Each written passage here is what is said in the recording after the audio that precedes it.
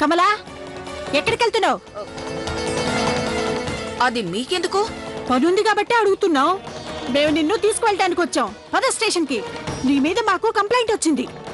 కళ్ళు నెత్తి మీద పెట్టుకొని ఉన్నావా నువ్వు? కొంచెం కూడా బుద్ధి లేని గాడిదా. నాకు అర్థమైంది. ఆ టక్కులాడే నా మీద ఫిర్యాదు చేసుంటుంది. తన మాటలు నమ్మొద్దు. తను నోరు విప్పితే అన్ని అబద్ధాలే. ఏం జరుగుంటుంది? పోలీసోళ్ళు ఇక్కడికి ఎందుకు వచ్చుంటారు? ఈ టక్కులాడి చేయకూడదేదో చేసే ఉంటుంది. చూస్తుంటే ఈ రోజుతో టక్కులాడి పని అయిపోయేలా ఉంది. పదాతి. అయ్యయ్యో, ఏం చేసావేంటి? నిన్ను పోలీసులు పట్టుకెళ్ళటానికి వచ్చారు. ఏం చేశావు? అరే అమ్మగారు, నమస్కారం అండి. మీరేనా చెప్పండి, ఈ బుద్ధి లేని గాడిద ఏ నేరం చేసిందో?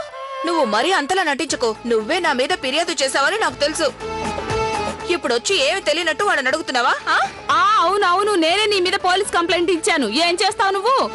ఏం చేస్తానా? నీ జుట్టు పట్టుకొని చెట్టు కట్టి వేలాడదీస్తాను. నా జుట్టు చిన్నది కదా, ఒక పని చేస్తాను. నీ 2 చెళ్ళు పట్టుకొని మొత్తం వీధంతా ఈడ్చుకుంటూ వెళ్తాను. పొద్దున్నే పళ్ళు తోముకోటానికి డాబా మీదకొచ్చి ముందు వెనక చూడకుండా వచ్చి పోయే వాళ్ల మీద ఆహ్తూ అని ఉమ్మేస్తూ ఉంటావు. బుద్ధి లేని గాడిద. ఆర్తి గారు, ఏమైంది? మీరు ఎందుకింత గోల్ చేస్తున్నారు? అరే, ఆ రోజు ఫోన్లేని వదిలేశాను. లేదంటే తన్ని మొయ్, ఎవరైనా నోరు విప్పారంటే తీసుకెళ్లి జైల్లో పెట్టిస్తారు. తనే నా మీద పోలీస్ వాళ్ళకి ఫిర్యాదు చేసింది. వాళ్ళు నన్ను జైల్లో పెట్టడానికి తీసుకెళ్తారట. కానీ తను చేసిన నేరం ఏంటి? మేడం, మీకు వివరాలు కావాలంటే స్టేషన్కి వచ్చి తెలుసుకోండి. ఇంతకన్నా మేమేం చెప్పలేం. మేము కమలను అరెస్టు చేయక తప్పదు. ఓయ్ పద. అరే, త్వరగా తీసుకెళ్ళండి తన్ని. పద పద. జైల్లో పడేసి రాళ్లు పగలగొట్టించండి, మట్టి పిసికించండి, బాత్రూంలు కూడా కడిగించండి. ఆర్తి, ఇక వెళ్ళు. ఇక నీ ఇంటికి వెళ్ళు. అలాగే చిన్నమ్మ, నేను చాలా సంతోషంగా ఉన్నాను. ఆ బుద్ధి లేని అడ్డగాడదని పోలీసులు తీసుకెళ్లారు కదా.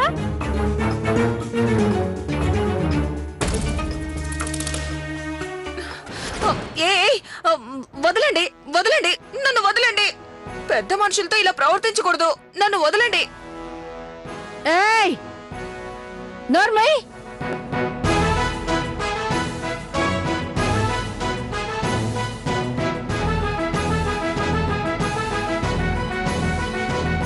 ముయ్. నువ్వే కాదు కమల అంటే పెద్ద కంత్రి దాని వంట కదా నువ్వు. ఇప్పుడే తేల్చేస్తాను. వెళ్ళండి, మీ ఇద్దరు వెళ్ళండి. మీ పని పూర్తయిపోయింది. ఇక నా పని మొదలవుతుంది. వెళ్ళండి. రా, కూర్చో. ఏ, నా మీద చెయ్యి వేస్తే ఊరుకోను. అది చట్ట వ్యతిరేకం తెలుసా? నేను చాలా సినిమాల్లో చూశాను. అలాగా? నువ్వు నాకే చట్టం గురించి చెప్తున్నావా? ఇంకా సినిమాల్లో నువ్వు ఏమేం చూసావో చెప్పు. బల్ల, కుర్చీ, గాంధీ గారి పెద్ద ఫోటో. కానీ ఇక్కడ అవేవీ లేవు. చూడ్డానికి కూడా ఈ స్థలం చాలా చండాలంగా ఉంది. ఛీ! ఇక్కడ ప్రభుత్వానికి స్టేషన్ ని శుభ్రం చేయడానికి కూడా డబ్బులు లేవనుకుంటాను. ఇక మీకు జీతాలేవిస్తారు? ఇదిగోండి, మీరొక పని చేయండి. ఏంటో చెప్పు. మీరు నాతో పాటు ఊరొచ్చేయండి. అక్కడ మీకు మంచి పనిప్పిస్తారు. అరే, ఇంకొక్క మాట మాట్లాడమంటే పళ్ళు రాలిపోతాయి. మా సారుకి ఇలా ఉంటేనే నచ్చుతుంది. కూర్చో. అయినా నేనేం చేశాను? అరే, మళ్ళీ అడిగింది అడుగుతావు. ముయ్.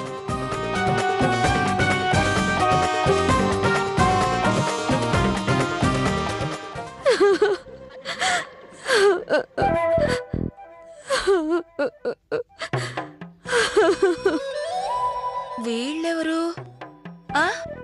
అసలు మీరు ఇదంతా ఎందుకు చేస్తున్నారో అర్థం కావట్లేదు. నా ఉద్దేశంలో మీరు ఏం చేసినా కమల్లో మార్పు వస్తుందని నేను అనుకోవట్లేదు. నువ్వు అనవసరంగా కంగారు పడకు. దానికి వేరే మార్గం లేదు కదా. కానీ భారతి, నువ్వు అనవసరంగా కంగారు పడకు.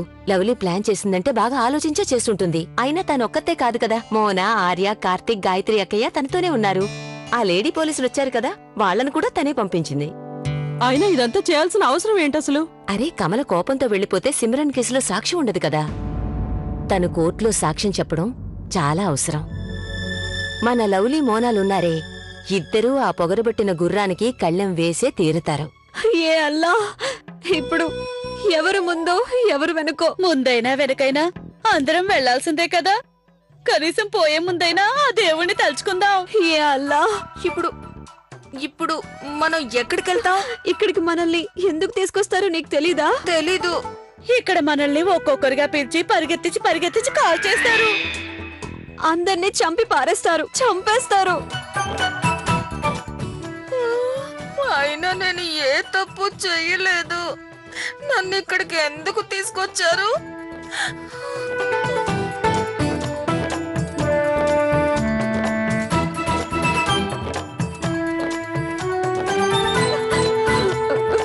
ఓరి నాయనో, ఇప్పుడు ఆ ఇన్స్పెక్టర్ వచ్చాక మనల్ని ఏం చేస్తాడో అని భయంగా ఉంది. వాడెదురుగా నిలబడితే ఆ యమరాజు కూడా భయపడిపోతాడు. ఎవరా ఇన్స్పెక్టర్? గబ్బర్ సింగ్. వచ్చేసాడు. ఓయ్, ఈరోజు ఎవరు ముందు? ఇదిగో వాళ్ళే ఏంది ఈ ముగ్గురా? ముగ్గురు. మరేం పర్వాలేదు నిర్మల గారు, చంపేద్దాం, ముగ్గురిని చంపేద్దాం, ఏం పర్లేదు. ఏయ్! ఇన్స్పెక్టర్ గబ్బర్ సింగ్ కి సౌండ్ పొల్యూషన్ నచ్చదు. పోదాం నిర్మల గారు, ఈ రోజు కార్యక్రమం ప్రారంభిద్దాం.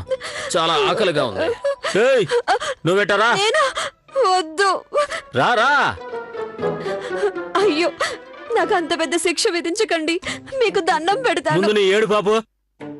ఇంకా ఇద్దరిని చంపాలి, ఆ తర్వాత వేరే పని కూడా చూసుకోవాలి. కదలకుండా నుంచో. వద్దు.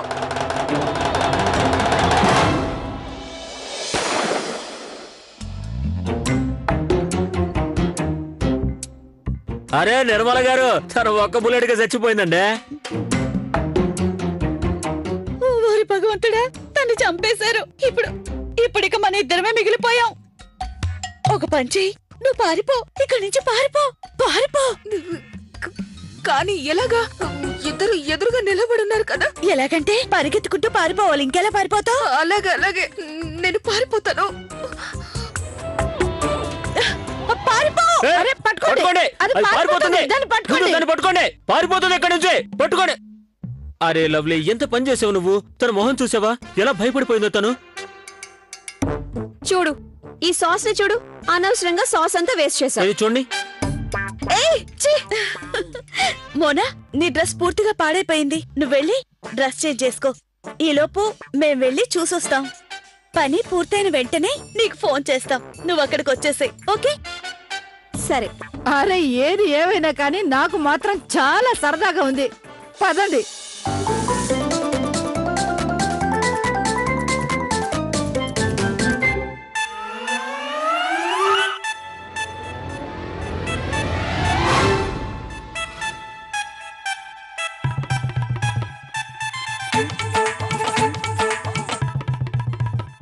పారిపోయి తప్పించుకుందాం అనుకున్నావా?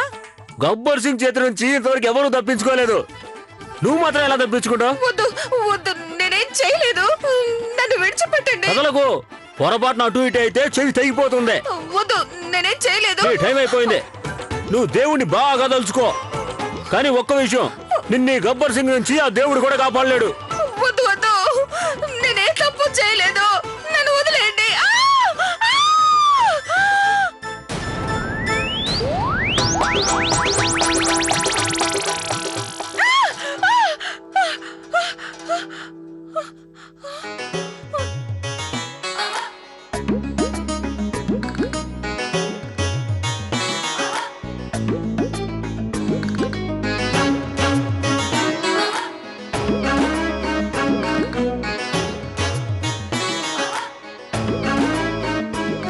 కమలా, పదక్కడి నుంచి పద.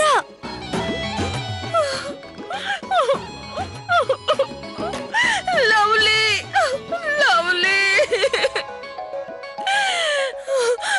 ఈరోజు నువ్వే లేకపోతే ఈ రాక్షసుడు నన్ను చంపేసేవాడు. వాటికి నేను చచ్చిపోయేదాన్ని. నువ్వు చేసిన ఈ మేలు నేను జీవితాంతం మర్చిపోను. కమలా అవన్నీ తర్వాత మాట్లాడుకుందాం. ఒకవేళ వీళ్ళ గనక స్పృహ వచ్చిందంటే మనిద్దరిని చంపేస్తారు. పదిక్కడి నుంచి. పద. 1 సెకండ్. వీళ్ళు చనిపోయారేమో నేను చెక్ చేస్తాను. వీళ్ళు గనక చనిపోతే హత్యా నేరం కింద నన్ను ఉరి తీస్తారు. ఉండు, నేను చెక్ చేస్తాను.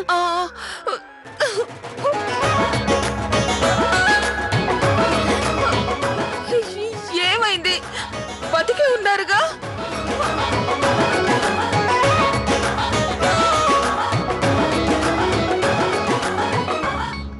కార్తీక్, నేను ఈ కమలం తీసుకుని ఇంటికి వెళ్తాను. నువ్వు ఆంటీని తీసుకుని ఇంటికొచ్చి. కార్తీక్, ఏమైంది? కమలా, నువ్వు ఒక పంచి. నువ్వు వెంటనే ఇక్కడి నుంచి పారిపో. ఈ సమస్య నేనే పరిష్కరించుకుంటాను. ముందు ఇక్కడి నుంచి పారిపో. అలాగే, నేను వెళ్తాను.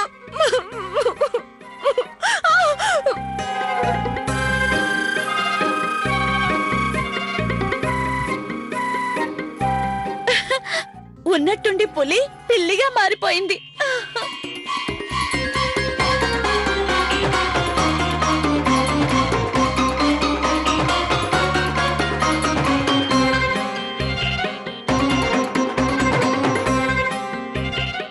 అంతా అనుకున్నట్టే అయ్యింది.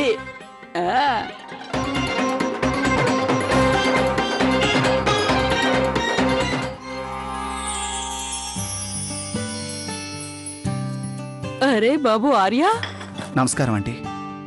చల్లగా ఉండు బాబు. తీసుకోండి ఆర్య. Thank you. అందరూ ఎక్కడికి వెళ్ళారు? బాబు, అందరూ పని మీద బయటికి వెళ్లారు. అలాగే అంకుల్ గారు బ్యాంకులో పనుందని వెళ్లారు. ఈ పాటికి వచ్చేస్తుంటారు. మరి మోనా గారు పిన్ని కనిపించడం లేదు? అది మోనా గాయత్రి గారు లవ్లీతో కలిసి మార్కెట్కి వెళ్లారు. ఈ పాటికి వచ్చేస్తుంటారు.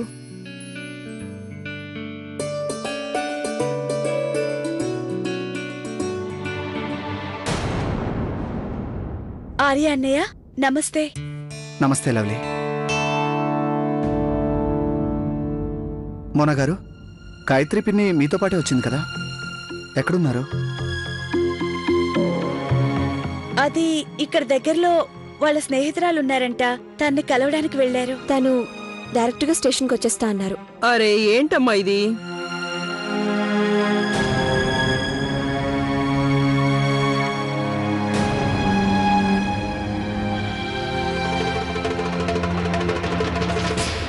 మోనా గారు, అది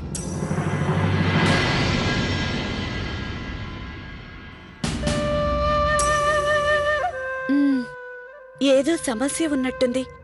ఏదో ఒకటి చేయాలి. ఆర్య, టెన్షన్ పడకు. భార్యాభర్తలు అన్న తర్వాత చిన్న చిన్న గొడవలు వస్తూనే ఉంటాయి. వాటి కారణంగా బంధం అనేది ఎప్పుడు చెడిపోకూడదు. కాన్ఫిడెంట్గా ఉండు, అన్నీ సర్దుకుంటాయి. రా, గాలి బాగా వస్తుంది కదా. అదిగో వాళ్ళు కూడా వచ్చారా? నాకు ఒంట్లో ఏం బాలేదు, నేను వెళ్తాను. ప్లీజ్ మోనా గారు, నా మాట వినండి.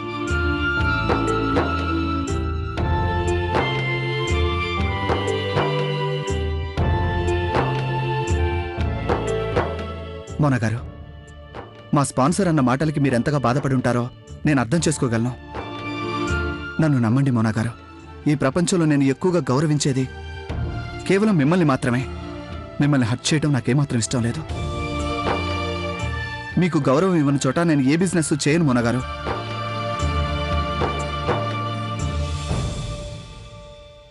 అదే నిజమైతే అతని మాటలు వింటూ ఎందుకు నిల్చున్నారు? అతను ఎందుకు ఏమనలేదు? మోనా గారు, నేను నా కోపాన్ని చాలా కంట్రోల్ చేసుకున్నాను. అక్కడ సీన్ క్రియేట్ చేయడం నాకేమాత్రం ఇష్టం లేదు. ఐఎమ్ సారీ మోనా గారు, ప్లీజ్. మీరు బాధపడుతుంటే నేను చూడలేను. అలాంటప్పుడు ఇలాంటి పనులే మళ్ళీ మళ్ళీ ఎందుకు చేస్తుంటారు? ఐఎమ్ సారీ మోనా గారు, ఇకెప్పుడు మిమ్మల్ని నేను హర్ట్ చేయను. ప్రామిస్ మోనా గారు, ప్లీజ్ ఈ ఒక్కసారికి నన్ను క్షమించండి. ఫ్రెండ్స్,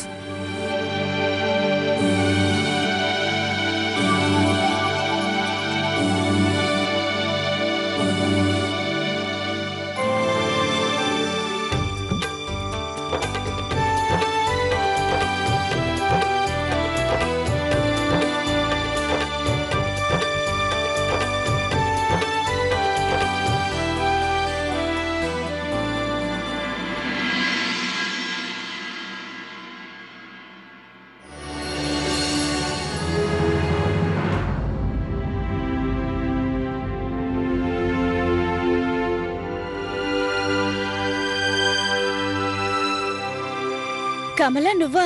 నువ్విక్కడేం చేస్తున్నా? అవును కమలా, పోలీసు వాళ్ళు నిన్ను అంత తొందరగా ఎలా విడిచిపెట్టారు? పోలీసులేం చేస్తారు?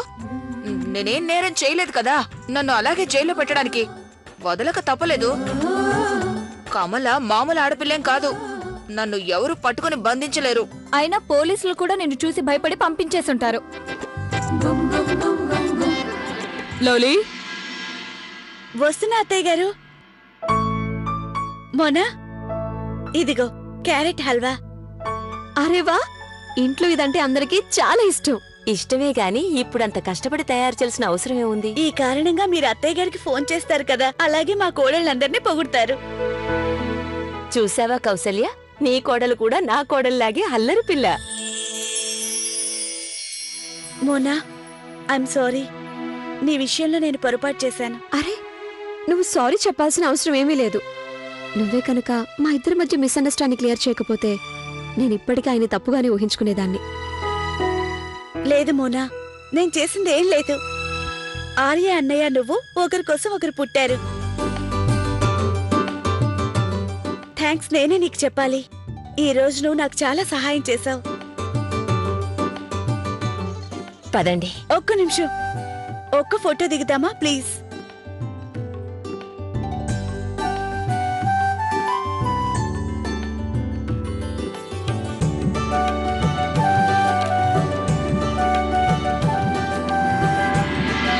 కమలా, అందరూ అక్కడుంటే ఇక్కడ నువ్వేం చేస్తున్నా?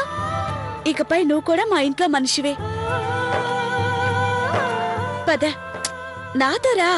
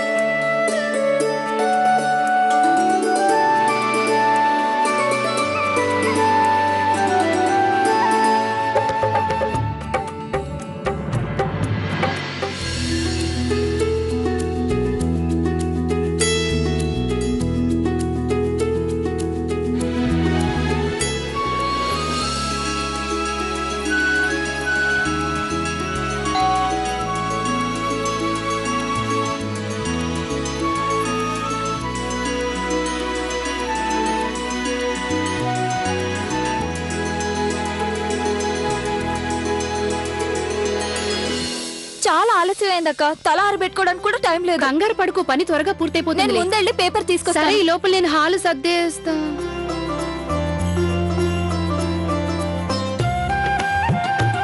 ఈ రోజు ఏమైనా సెలవా? పేపరేరా. అది వదిలే ప్రియా, ముందే వింత చూడు. హాల్ ఆల్రెడీ ఎవరో సర్దేసినట్టుంది. రాత్రి ఎక్కడ వస్తువులు అక్కడే పడేశాం. నేనైతే సర్దలేదు. ఎంత అందంగా సర్దారో కదా.